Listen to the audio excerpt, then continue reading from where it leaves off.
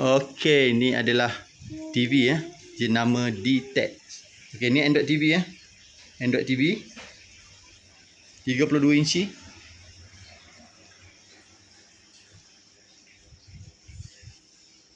Okey, dekat TV ni harga dia tak mahal, boleh dapat dekat Shopee. Tengok.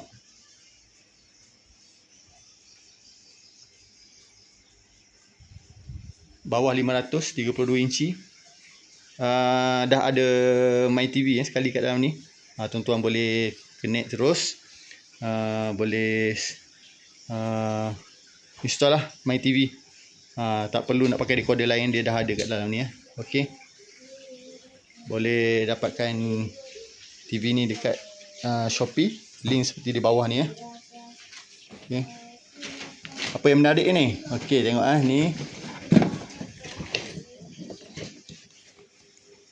TV ni ringan, boleh angkat sebelah tangan je.